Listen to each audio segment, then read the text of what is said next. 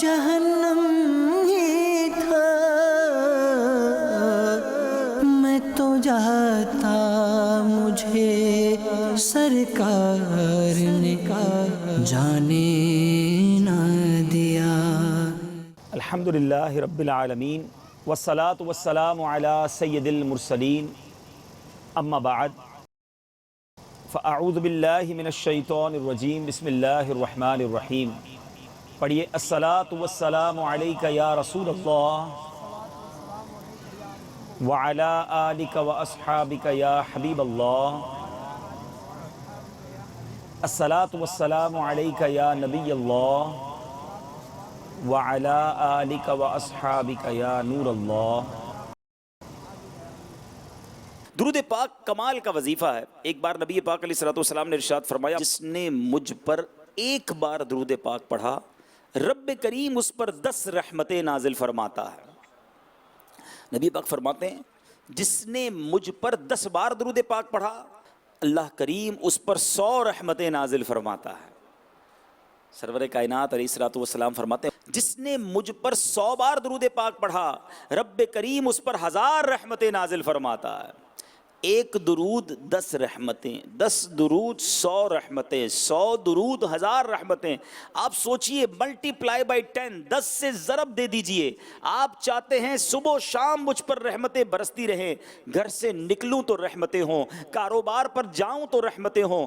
آج ہر بندہ یہ سوچ کر گھر سے نکلتا ہے خیر سے گھر پہ آؤں، گھر والوں کی بھی حفاظت رہے، میں خیر سے واپس لوٹوں۔ اگر آپ گھر سے نکلتے ہوئے درود پڑھ رہے ہیں، رحمت الہی آپ کے ساتھ ہے، گھر والے آپ کے پیچھے درود پڑھ رہے ہیں، ان پر بھی رحمت برس رہی ہے، تو کیوں نہ رحمتوں کے سائے میں زندگی گزاریں اور درود پاک پڑھتے رہا کریں۔ آگے سنیے میرے آقا فرماتے وَمَن صَلَّ عَلَيَّ أَلْفًا، جس نے مجھ پر 1000 بار درود پاک پڑھا۔ غور سے سنیے گا، آقا فرماتے وَمَن صَلَّ عَلَيَّ أَلْفًا، جس نے 1000 بار درود پاک پڑھا زَاحَمَتْ كَتِفُهُ كَتِفِي عَلَى بَابِ الْجَنَّةِ، آقا فرماتے جنت کے دروازے پر اس کا کاندھا میرے کاندھے سے چھو رہا ہوگا۔ آپ سوچئے کتنی بڑی نعمت ہے، 1000 بار درود پڑھنے میں کتنا ٹائم لگتا ہے۔ الصلاۃ والسلام علیک یا رسول اللہ، یہ درود پاک ہے، بہت مختصر۔ صلی اللہ تعالی علی محمد صلی اللہ علیہ وسلم، یہ بھی درود پاک ہے۔ کتنی دیر لگتی ہے؟ 15 20 25 منٹ تسبیح لے کر پڑھو تو 1000 درود پورے ہو جاتے ہیں۔ انعام سوچو کتنا بڑا ہے۔ ارے ہم غلاموں کے لیے تو یہی بڑی سعادت تھی کہ آقا اپنے پیچھے جنت میں لے جائیں۔ آقا فرماتے جنت میں داخلہ ایسے ہوگا کہ اس کا کاندھا میرے کاندھے سے چھو رہا ہوگا۔ غلام کے لیے اس سے بڑی کیا سعادت ہے؟ پھر کیوں نہیں پڑھتے ہم درود؟ پھر کیوں وقت ضائع کرتے ہیں؟ گھنٹوں موبائل فون کے ساتھ، گھنٹوں سوشل میڈیا پہ ضائع کر دیں گے۔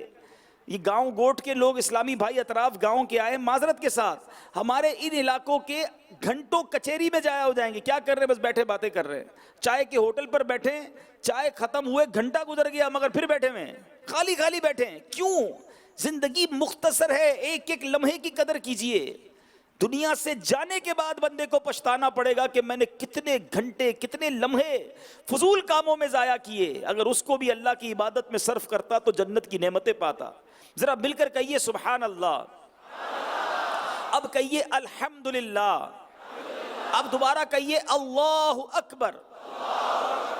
میٹھے اسلامی بھائیوں، ان 3 جملوں کو کہنے میں کتنی دیر لگی؟ 30 سیکنڈ تقریباً، پورا منٹ نہیں لگا، آدھا منٹ۔ آدھے منٹ میں آپ نے سبحان اللہ، الحمدللہ، اللہ اکبر کہہ لیا۔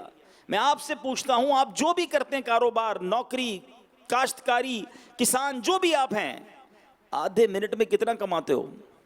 پورے دن میں آدھے منٹ میں کتنا کماتے ہیں؟ تو شاید نہ ہونے کے برابر۔ آدھے منٹ میں کیا کمائیں گے حضرت؟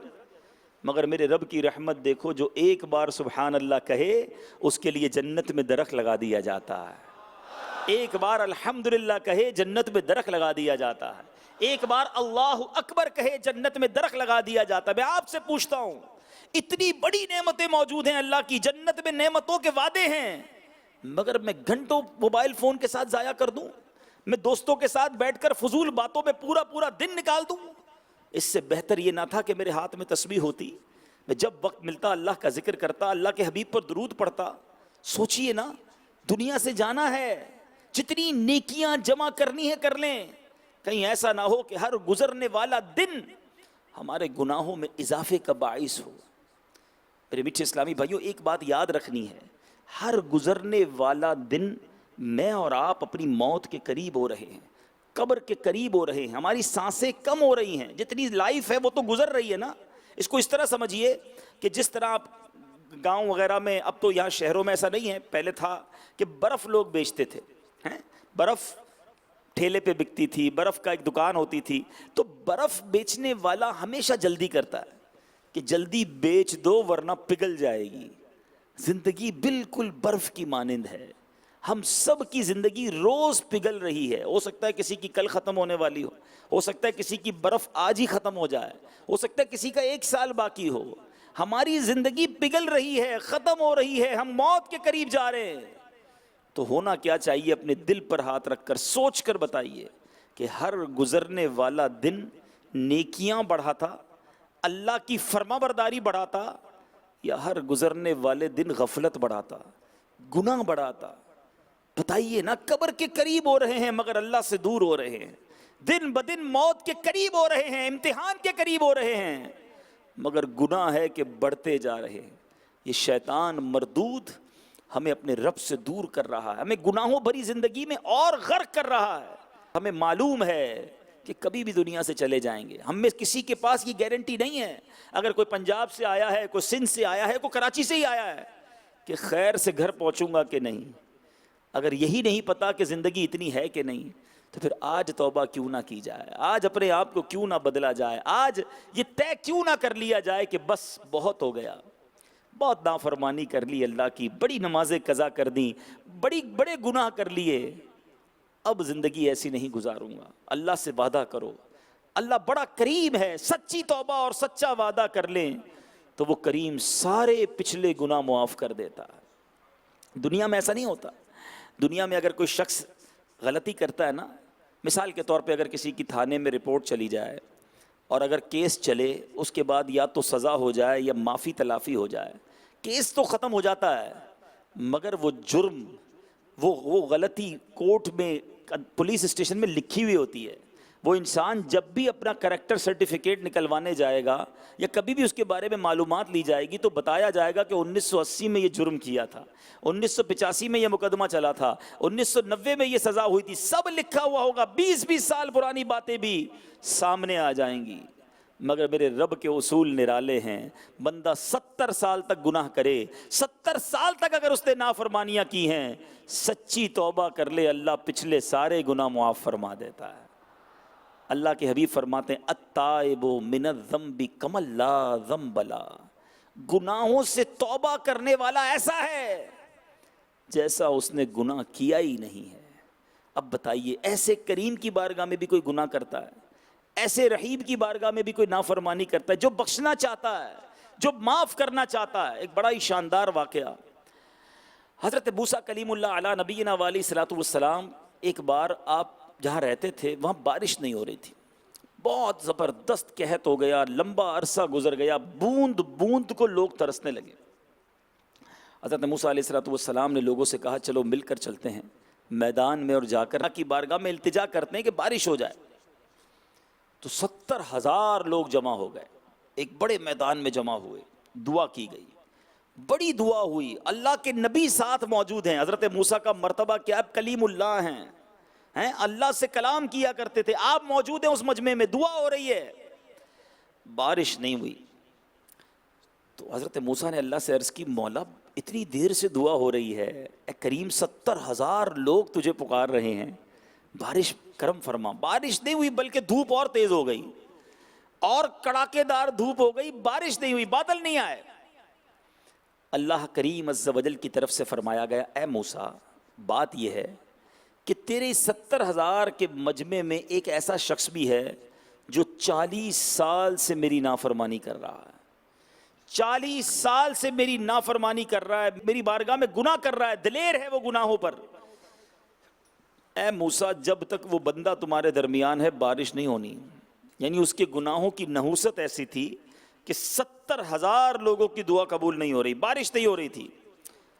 حضرت موسیٰ نے کہا مولا اتنا بڑا مجمع ہے، میں کیسے اعلان کر کے اس کو نکالوں، میری آواز کیسے پہنچے گی؟ دیکھیں نا آج تو پیچھے بیٹھے ہیں اسلامی بھائی، میری آواز مائک پر جا رہی ہے، مدری چینل پر نہ جانے کہاں کہاں مجھے سنا جا رہا ہے. تو یہ تو ٹیکنیکل آلے آ گئے، اوزار آ گئے، ایسے ایکوپمنٹ آ گئے. اس زمانے میں تو ایسا نہیں تھا، 70,000 کا مجمع. اللہ نے ارشاد فرمایا اے موسیٰ تمہارا کام آواز لگانا ہے، پہنچانا ہمارا کام ہے. حضرت موسیٰ کھڑے ہو گئے اور کھڑے ہو کر آپ نے کہا کہ اے وہ شخص جو 40 سال سے اللہ کی نافرمانی کر رہا ہے، اے وہ شخص جو اللہ کے غضب کو دعوت دے رہا ہے، اس مجمع سے نکل جا. تیرے گناہوں کی نحوست ہے جس کی وجہ سے آج بارش نہیں ہو رہی. اب وہ شخص سمجھ تو گیا کہ میں ہی ہوں جو 40 سال سے نافرمانی کر رہا ہوں، لیکن اس نے انتظار کیا کہ شاید کوئی اور بھی ہو، یہ کسی اور کے لیے اعلان ہو، وہ کھڑا ہو جائے، وہ نکل جائے، بارش ہو جائے. دائیں دیکھا بائیں دیکھا، کوئی کھڑا نہ ہوا. اب یہ سمجھ گیا کہ اعلان تو میرے لیے ہے، لیکن اگر آج میں کھڑا ہو گیا تو یہ 70,000 کے مجمع کو پتہ چل جائے گا، پورے شہر کو پتہ چل جائے گا کہ میں وہ شخص ہوں جو اللہ کی نافرمانی کر رہا ہوں. بڑا مشکل مرحلہ تھا نا، کھڑا ہونا یہ بتا دیتا سب کو کہ یہ وہ شخص بد نصیب ہے جس کی وجہ سے بارش نہیں ہو رہی، دعا قبول نہیں ہو رہی. اب وہ شخص دل ہی دل میں سوچنے لگا آج کھڑا ہو گیا تو مارا جاؤں گا، آج کھڑا ہو گیا تو ذلیل ہو جاؤں گا. اب اس شخص نے کیا کیا؟ سنو میرے میٹھے اسلامی بھائی، دیکھو میرا رب کیسا کریم ہے، دیکھو میرا مالک کیسا معاف کرنے والا ہے. یہ بندہ ہے جو اس سے سچی معافی نہیں مانگتا. اس شخص نے پتہ کیا کیا؟ سر جھکایا، دل ہی دل میں، آواز بھی نہیں نکالی، دل ہی دل میں اللہ سے عرض کی مولا آج معاف کر دے، آج میرے عیب چھپا لے، آج میری عزت رکھ لے، اے اللہ آج ذلیل ہونے سے بچا لے. میں تجھ سے وعدہ کرتا ہوں آج کے بعد گناہ نہیں کروں گا، آج ذلیل نہ کیجیے مالک، آج کھڑا ہو گیا تو پھنس جاؤں گا، بندہ تیرا ہوں مولا معاف کر دے. آواز سے نہیں، الفاظ سے دعا نہیں کی، بس فقط دل ہی دل میں اپنے مالک کو پکارا.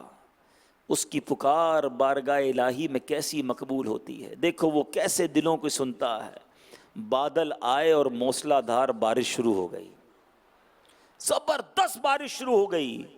حضرت موسیٰ حیران، عرض کرتے مولا کوئی نہیں کھڑا ہوا، کوئی باہر نہیں نکلا، یہ بارش کیسے ہو گئی؟ تو نے تو فرمایا ایک نافرمان ہے جس کی وجہ سے بارش نہیں ہو رہی.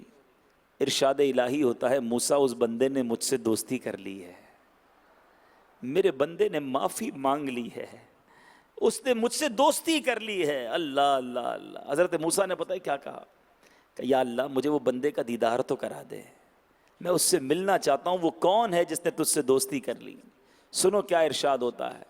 ارشاد فرمایا اے موسیٰ بات یہ ہے جب یہ میرا نافرمان تھا، جب یہ خطاکار تھا، جب یہ مجرم تھا، میں نے اس وقت اس کے عیب چھپائے، اب تو دوست ہو گیا ہے، اب کیسے بتاؤں کہ وہ کون تھا.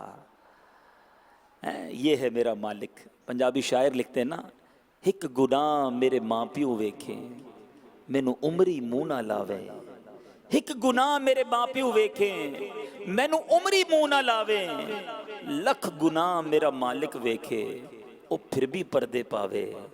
اللہ عیب چھپاتا ہے، اس سے بڑا بد نصیب کون ہے جو رب نے عیب چھپایا خود ہی لوگوں کو اپنے عیب بتاتا ہے. ہنس ہنس کے لوگ گناہ کرتے ہیں، رات گناہ کرتے ہیں، صبح سب کو بتاتے ہیں. انسان کے عیب رب چھپا رہا ہے، مگر وہ کیسا بد نصیب ہے کہ خود اپنے عیب بتا رہا ہے کہ میں فلاں جگہ شراب پینے گیا تھا، فلاں جگہ جوا کھیلنے گیا تھا، فلاں فلم دیکھنے گیا تھا، فلاں کانسرٹ میں گیا تھا، فلاں بے حیائی کی، فلاں بدکاری کی. اور جب سے یہ سوشل میڈیا آ گیا ہے، اللہ اکبر، گناہ کرتے ہی شیئر کر دیتے ہیں، وہ اپنی پوسٹیں لگا کے بھیجتے ہیں کہ میں فلاں جگہ بیٹھ کر اللہ کی نافرمانی کر رہا ہوں. تمہاری عقل کہاں مر گئی ہے؟ رب کا عذاب نازل ہوا تو کیسے جواب دو گے؟ سوچئے میرے میٹھے اسلامی بھائیوں، ایسا قریب ہے مالک جو بخشنا چاہتا ہے، جو معاف کرنا چاہتا ہے، جو ایک سچی توبہ پر پچھلے سارے گناہ معاف کر دیتا ہے. اور ایک ہم ہے کہ اسی کی نافرمانی میں زندگی گزار رہے ہیں، اسی کو ناراض کر رہے ہیں. دوست ناراض نہ ہو جائے اس کا خیال ہے، والد ناراض نہ ہو جائے اس کا خیال ہے، گھر والے ناراض نہ ہو جائے اس کا خیال ہے، محلے والے ناراض نہ ہو جائے اس کا خیال ہے، بیوی بچے ناراض نہ ہو جائے اس کا خیال ہے. یہ خیال نہیں کہ رب ناراض نہ ہو جائے. ارے یاد رکھنا جس سے رب راضی ہیں اس سے سب راضی ہے. ہم سب کو راضی کے چکر میں رب کو ناراض کر دیتے ہیں. اپنے مالک کو راضی کیجئے. وہ کیسے؟ یعنی توبہ جو ہے نا اس کے لیے کوئی بہت بڑا اہتمام کرنے کی ضرورت نہیں. سر جھکا کر بس دل سے رب کی بارگاہ میں رجوع لے آئیں. وہ منٹوں میں کیسے حالات، سیکنڈوں میں کیسے حالات بدلتا ہے. ایک بار حضرت عمر رضی اللہ تعالیٰ عنہ کہیں جا رہے تھے. راستے میں ایک شخص ہاتھ میں شراب کی بوتل ہے. اب سوچئے حضرت عمر کا جلال، حضرت عمر کی عدالت، حضرت عمر کا روب. یہ ہے احادیث کا مضمون ہے عمر جس گلی سے گزر جائے ادھر سے شیطان بھی نہیں گزرتا ہے. مگر حضرت عمر جب جا رہے ہیں تو راستے میں وہ شخص شراب کی بوتل لیے کھڑا. حضرت عمر نے ریڈ ہینڈ رنگے ہاتھوں سے پکڑ لیا. فرمایا یہ کیا ہے؟ اب ایک بندہ شراب پی رہا ہے، ہاتھ میں شراب کی بوتل ہے، وہ کیا کرے گا؟ مگر اس نے ایک کمال کیا. اس نے دل ہی دل میں، اب ذرا سوچئے گا کتنی سیکنڈ ملی ہوں گی اس کو. سامنے حضرت عمر کھڑے، ادھر بندہ کھڑا ہے، ہاتھ میں بوتل ہے، چھپا لی اس نے. اور اب دل ہی دل میں اللہ سے عرض کرتا ہے مولا آج بچا لے، عمر کے آگے ذلیل ہونے سے بچا لے. مولا وعدہ کرتا ہوں آج کے بعد شراب نہیں پیوں گا. بندہ تیرا ہوں مالک، آج عزت رکھ لے، آج عیب چھپا لے، آج بچا لے. بس وہ دل کی پکار تھی، وہ دل کا وہ کنیکشن تھا، وہ صدق دل سے توبہ تھی. وہ کہتا ہے حضور شراب نہیں ہے، یہ سرکہ ہے. حضرت عمر نے کہا بوتل دکھاؤ. اس نے بوتل نکال کر حضرت عمر کے ہاتھ میں دی. وہ شراب سے سرکہ بن چکا تھا. یہ ہے میرا مالک، یہ ہے میرا قریب. بہت گناہ ہم بھی مانتے ہیں، ہم نے کسر نہیں چھوڑی اسے ناراض کرنے میں. بڑے گناہ کیے، چھپ چھپ کر گناہ کیے. کبھی کبھی تو شرم آتی ہے اپنے آپ سے. دنیا نہ دیکھ لے یہ خیال رہا ہمیں. دروازہ بند کیا، لائٹ آف کی ہوگی، کوئی دیکھ نہ لے دائیں بائیں، یہ بھی دیکھا ہوگا. مگر یہ خیال کیوں نہیں آیا کہ میری ہر حرکت، میرا ہر کام مجھے پالنے والا دیکھتا رہا. میں گناہ کرتا رہا، وہ دیکھتا رہا. مجھے یہ خوف تھا کہ میرے ماں باپ، میرے گھر والے نہ دیکھ لیں.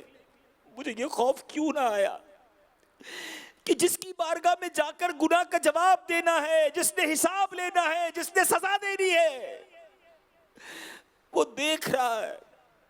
مجھ سے بڑا بے وقوف کون تھا گناہ کرتے وقت؟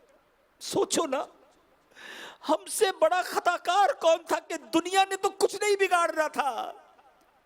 جس نے فیصلہ کرنا ہے کہ جنت میں کس نے جانا ہے، دوزخ میں کس نے جانا ہے، وہ دیکھتا رہا. سوچئے، اور جانا اسی کی بارگاہ میں ہے. اللہ حضرت امام اہل سنت یہی تو سمجھاتے ہیں نا کہ چھپ کے لوگوں سے کیے جس کے گناہ، چھپ کے لوگوں سے کیے جس کے گناہ، وہ خبردار ہے کیا ہونا ہے. وہ تو دیکھتا رہا.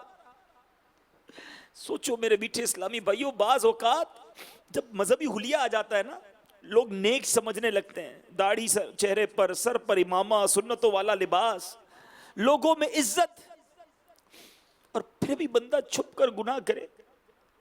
لوگ نیک سمجھیں اور اللہ کی بارگاہ میں مردود ہو، رب کی بارگاہ میں وہ شخص گناہگار ہو، اس سے بڑا بدنصیب کون ہے؟ خدا را اپنی خلوتیں اور اپنی جلوتیں دونوں ٹھیک کرنی ہے. ہم نے لوگوں کے سامنے نیک اور پارسا، اور اکیلے میں گناہ نہیں. میرے میٹھے اسلامی بھائیوں، ہمارا اکیلا بھی رب کی عبادت میں گزرے، اکیلا پن تو اور عبادت میں گزرے، سجدوں میں گزرے. مگر آج حال بہت برا ہے. آج شیطان نے کہیں کا نہیں چھوڑا ہے. مانتے ہیں گناہگار ہیں، مانتے ہیں خطا کار ہیں، بہت گناہ ہے، حساب ہوا تو مارے جائیں گے. مگر آئے کریم کے دربار میں ہے.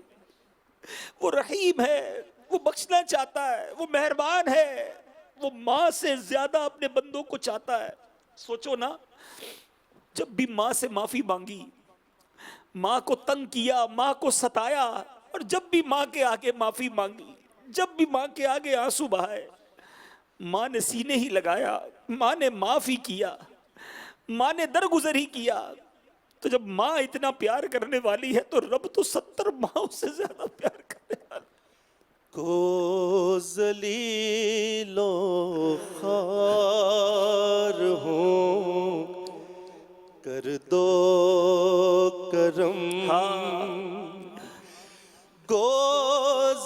ذلیلو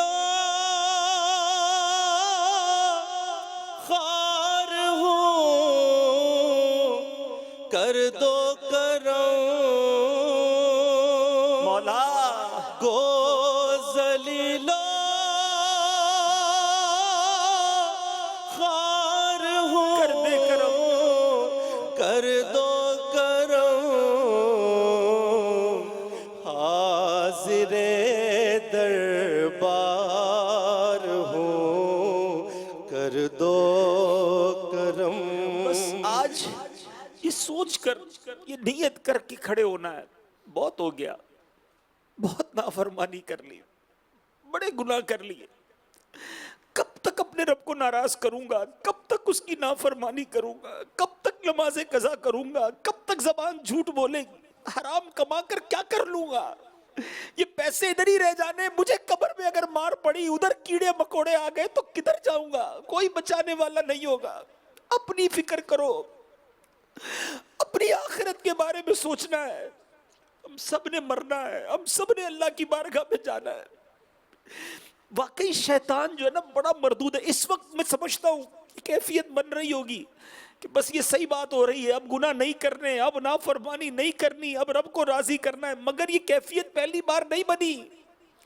یہ انداز ہم نے پہلی بار اختیار نہیں کیا توبہ کئی بار کی ہے مگر کر کے توبہ پھر گناہ کرتا ہے جو میں وہی بدکار ہوں کر دے کرم کر کے توبہ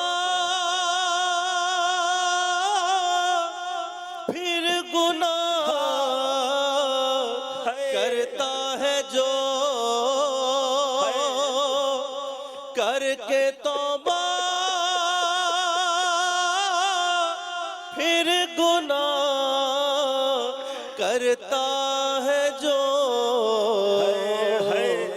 میں وہی بدکار ہوں کر دو کرم میں وہی بدکار ہوں کر دو سوچئے نا کرم آج موبائل پر ٹی وی پر انٹرنیٹ پر فلمیں دیکھنے ڈرامے دیکھنے بے حیائی کے مناظر دیکھنے کا لطف آتا ہے سرما لگایا کبھی ہاتھ کانپ رہا ہوتا ہے اتنی نازک ہے ہماری آنکھ کہ کہیں یہ سلائی زور سے لگ گئی تو چیخ نکل جائے گی حرام دیکھنے والا کیوں نہیں سوچتا کہ اگر جہنم کی آگ آنکھ میں ڈالی گئی تو کیا کروں گا اتنی کمزور آنکھ یہ جہنم کی آگ کیسے برداشت کرے گی آج کان صاف کرنے کے لیے روئی ڈال کر استعمال کرتے ہیں لوگ ایئر بڈز کہتے ہیں اسے ذرا سا زور سے کان میں جائے چیخ نکل جاتی ہے تکلیف ہوتی ہے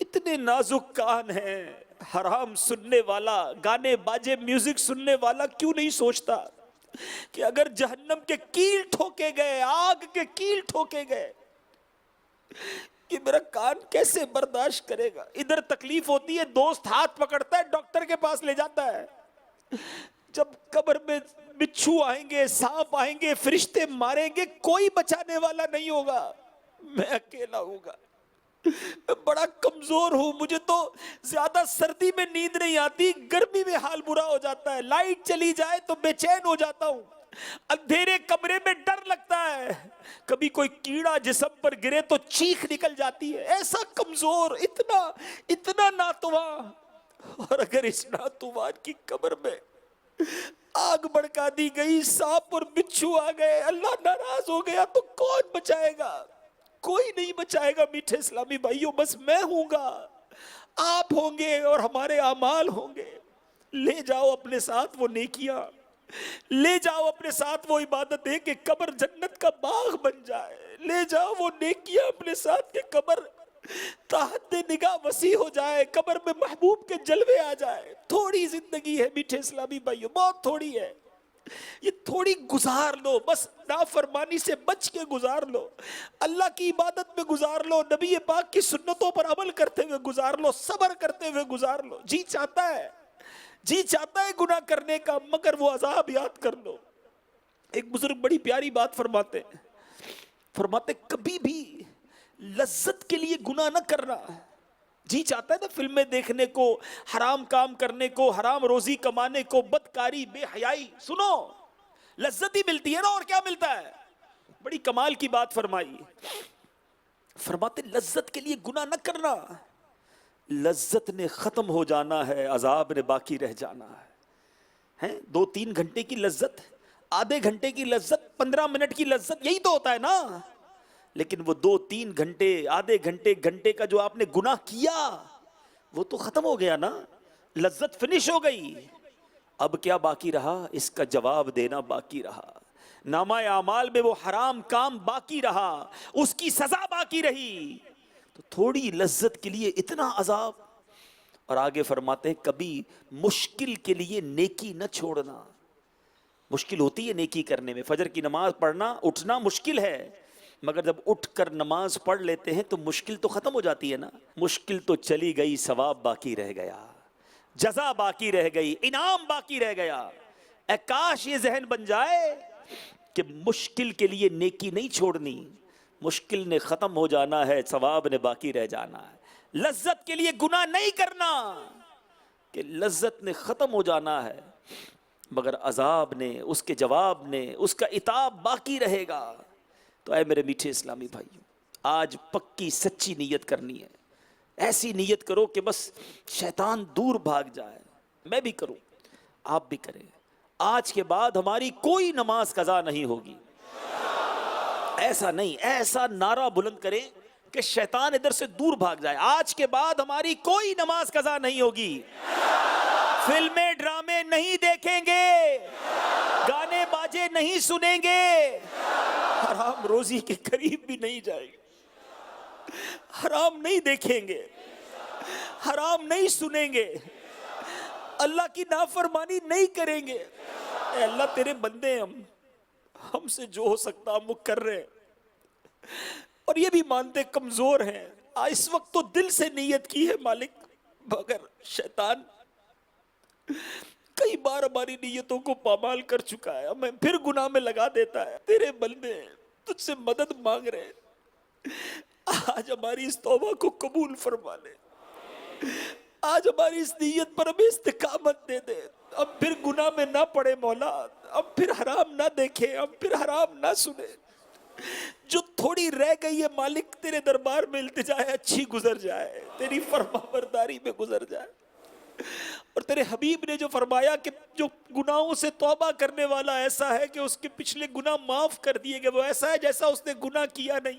میٹھے اسلامی بھائیوں، بس اب اگر بننا ہے نا نیک، اگر یہ طے کر لیا ہے آپ نے، اگر یہ ذہن بن گیا ہے کہ اب گناہ نہیں کرنے، تو پھر کچھ اور بھی کرنا ہوگا. توبہ کے ساتھ ساتھ کچھ قدم اٹھانے ہوں گے، اور وہ قدم یہ ہوں گے کہ ہمیں نیک ماحول کو پرماننٹلی مستقل اپنانا ہوگا.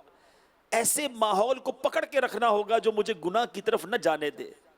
مثال دیتا ہوں، اس وقت جتنے میرے بھائی بیٹھے ہیں، اس وقت کوئی ایسا ہے جس کو فلمیں ڈرامے دیکھنے کا جی چاہ رہا ہو؟ کوئی نہیں ہوگا. اس وقت کوئی ایسا ہے جو یہاں بیٹھ کر کسی اور گناہ کے بارے میں سوچ رہا ہو؟ انشاءاللہ امیدیں نہیں ہوگا. کیوں؟ یہ ماحول کا اثر ہے. اچھے ماحول میں بیٹھے ہیں، توبہ کی باتیں ہو رہی ہیں، اللہ کی رحمت کی باتیں ہو رہی ہیں، تو انسان جب اچھے ماحول میں آتا ہے تو گناہ کا دل نہیں چاہتا. لیکن یہیں سے اٹھ کر کوئی عیاش دوستوں میں بیٹھ جائے، شرابیوں کے ساتھ بیٹھے، جواریوں کے ساتھ بیٹھے، بے حیا لوگوں کے ساتھ بیٹھے، آہستہ آہستہ اس کا جی گناہوں کی طرف چلا جائے گا. انسان ہے نا، کھنچتا ہے، وہ صحبت اثر لاتی ہے، صحبت مؤثر ہوتی ہے. تو آج اگر پکی سچی نیت کی ہے کہ نیک بننا ہے، تو بس ساتھ یہ بھی نیت کر لو کہ اب ہمارا مرنا جینا دعوت اسلامی کے ساتھ ہے. اب اس ماحول کو چھوڑ کر کہیں نہیں جانا ہے. اب مدنی قافلوں میں سفر ہو، ہفتہ وار اجتماع میں شرکت ہو، بس اب دعوت اسلامی ہے اور میں ہوں، کیونکہ اس میں رہوں گا تو بچا رہوں گا. باہر بڑی برائیاں ہیں، بہت گناہ ہیں. میں جیسے ہی نکلتا ہوں باہر دیگر کاموں میں، دوسرے دوستوں میں، گندی ماحول میں، وہ مجھے لے جاتے ہیں برائیوں کی طرف. مجھے وہ دوست چاہیے جو زندگی میں بھی مجھے گناہ سے بچائیں، اور میرے مرنے کے بعد بھی مجھے صدقہ جاریہ، میرے لیے ثواب کے کام کریں. سوچو نا، ایسے دوست ہیں ہمارے جو مرنے کے بعد ہمیں قرآن پڑھ کر ایصال کر سکے. ہمارے دوستوں کو تو انٹرنیٹ کے بہت سارے آپشنز آتے ہیں، موبائل کے سارے سافٹ ویئر پتہ ہیں، کون سے سنیما میں کون سی فلم لگی ہے یہ پتہ ہے. وہ مرنے کے بعد بلکہ جنازہ نہیں پڑھنا آتا ان کو، وہ کیا کام میرے آئیں گے. دعوت اسلامی والے دوست ہوں گے تو میں مر بھی گیا تو میری قبر پر فاتحہ تو پڑھیں گے. کبھی مدنی قافلے میں جائیں گے تو یاد تو کریں گے ایک ہمارا مرحوم دوست تھا جو ہمارے ساتھ مدنی قافلے میں آتا تھا, اللہ اس کی مغفرت فرما دے. کبھی تو ہمارے لیے ہاتھ اٹھا کر دعا کریں گے اگر یہ نیک دوست ہمارے ہوں گے. خدا را وہ دوست بنائیے جو زندگی اور اس کے بعد بھی ہمارے کام آئیں. اللہ تعالیٰ مجھے اور آپ کو دعوت اسلامی کے مدنی ماحول پر استقامت نصیب فرمائے. بیان کے آخر میں ایک اور توجہ بھی دلانا چاہتا ہوں کہ مسلمان کی زندگی جو ہے نا وہ قرآن کے بغیر بیکار ہے. حدیث پاک کا مضمون ہے وہ دل ویران ہے جس میں کوئی قرآن نہیں ہے. لیکن آج بہت بڑی اکثریت وہ ہے جو قرآن نہیں پڑھتی یا انہیں قرآن پڑھنا بھی نہیں آتا. سوچئے, اور میں معذرت کے ساتھ بہت عرصہ ہو گیا دعوت اسلامی کے مدنی ماحول میں کئی اسلامی بھائیوں کو بعض اوقات ان کو بھی صحیح قرآن پڑھنا نہیں آتا. ہم کیسے مسلمان ہیں کہ اللہ کا کلام ہی نہیں پڑھنا آتا, پڑھتے بھی نہیں ہیں, سمجھا بھی نہیں ہے. اب آپ مثال کے طور پہ گھر سے دور ہیں, آپ اپنے گھر والوں کو کوئی پیغام بھیجیں. کوئی شخص 1 مہینے سے گھر سے دور ہو, بڑی محبت کے ساتھ اپنے گھر والوں کو کوئی, پہلے تو خط لکھتے تھے, اب چلے واٹس ایپ کیا یا وائس میسج کیا. 1 دن گزرا, 2 دن گزرا, آپ نے دیکھا گھر والوں نے دیکھ بھی لیا ہے, کوئی جواب نہیں آیا. اس کے بعد آپ نے فون کیا کہ میں نے پیغام بھیجا تھا بچوں کے لیے, گھر والوں کے لیے, کیا آپ کو ملا نہیں؟ تو گھر والے کہے ملا تو صحیح مگر پڑھنے کا یا سننے کا ٹائم نہیں ملا. بتائیے, اپنے دل سے پوچھئے کیسا لگے گا کہ یار میں گھر سے دور ہوں, اتنی محبت سے پیار سے پیغام بھیجا ہے, ان کو مل بھی گیا ہے مگر پڑھنے کا ٹائم بھی نہیں ملا. مجھے بتائیے اللہ کا پیغام قرآن ہمیں مل گیا ہے, اللہ کی بارگاہ میں یہ جواب دے سکو گے کہ مولا قرآن ملا تو تھا, پڑھنے کا ٹائم نہیں ملا؟ بتائیے نا. اللہ کی بارگاہ میں یہ جواب چلے گا کہ مولا بہت مصروف تھا, کاروبار کرتا تھا, نوکری کرتا تھا, دوستوں میں گھومتا پھرتا تھا, مگر قرآن کا ٹائم نہیں تھا؟ یہ جواب مانا جائے گا؟ یہ جواب چلے گا؟ اپنے آپ سے پوچھیے. اللہ کا پیغام ہمارے لیے ہے مگر آج بدقسمتی سے لوگ قرآن سے دور ہیں. مسلمان تو ہیں مگر قرآن سینے میں نہیں ہے. میرے میٹھے اسلامی بھائیوں, قرآن سے سچی محبت کیجیے. قرآن شفاعت کرے گا, قرآن قبر میں نور کا سامان کرے گا. اور میں نے جس طرح عرض کیا کہ جس کے دل میں کچھ قرآن نہیں وہ دل ویران ہے. اور فضائل کیسے قرآن پاک کے, اللہ اکبر. سیدنا ابو سلیمان خطابی علیہ رحمہ فرماتے ہیں کہ روایات میں آیا ہے کہ قرآن کی آیتوں کی تعداد جنت کے درجات کے برابر ہے. جتنی قرآن کی آیتیں ہیں اتنے جنت کے درجات ہیں.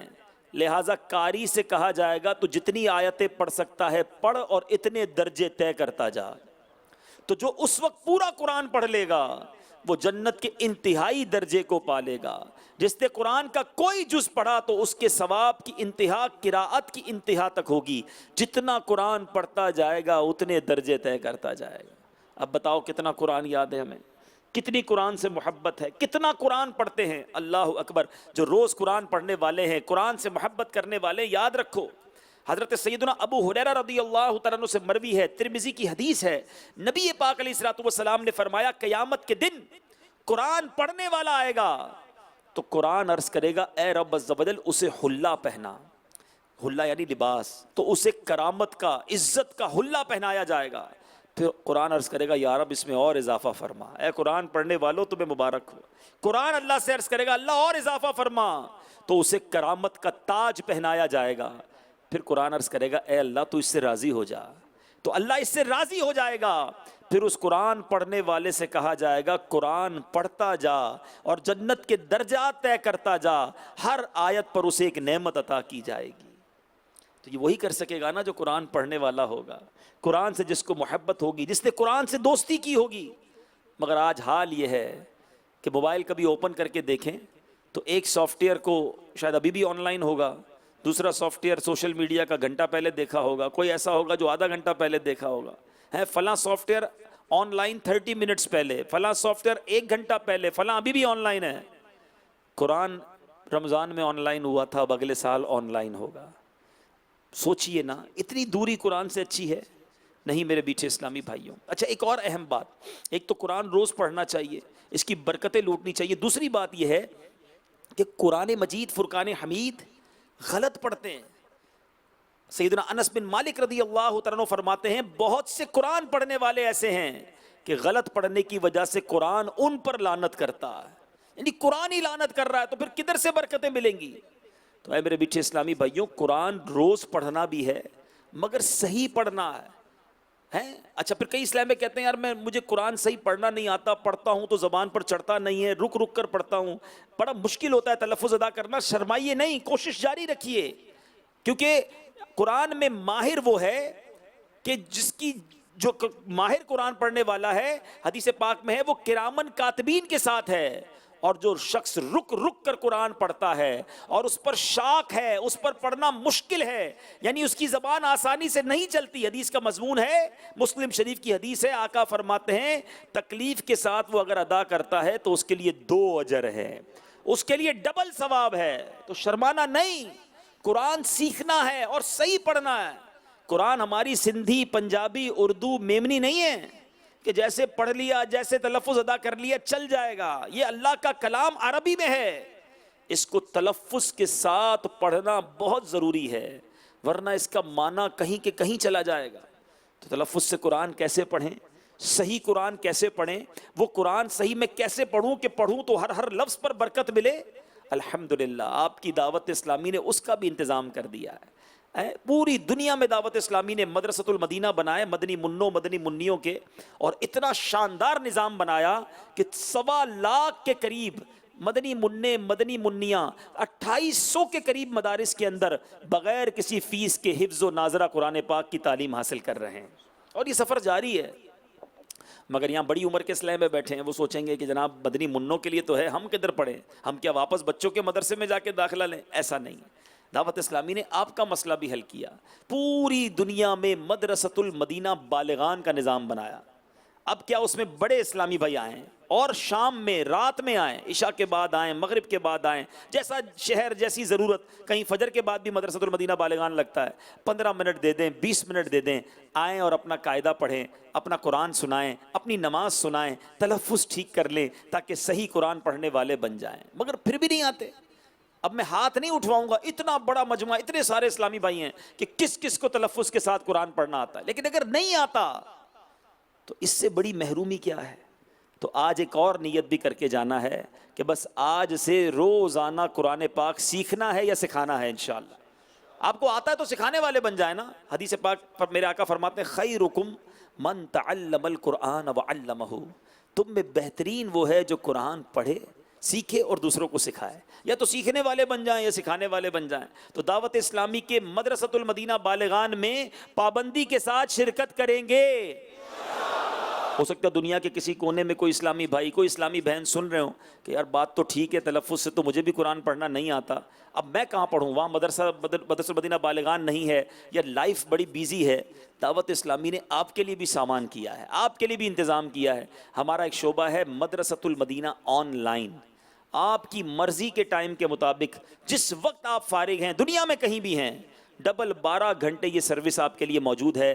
آپ دعوت اسلامی کی ویب سائٹ پر جائیں dawateislami.net، ادھر جا کر مدرسۃ المدینہ آن لائن کو کلک کریں، اپنی مرضی کا ٹائم لکھیں، آپ کے ٹائم کے مطابق اسلامی بھائیوں کو اسلامی بھائی، اسلامی بہنوں کو اسلامی بہنیں قرآن پاک آن لائن پڑھانا شروع کر دیں گے. بس اللہ کرے کہ اس مدنی ماحول سے وابستہ رہیں، اس کا فیضان لوٹتے رہیں. اللہ تعالی ہم سب کی حاضری کو قبول فرمائے. میرے اعمال کا بدلہ تو جہنم ہی تھا، میں تو جاتا مجھے سرکار نے جانے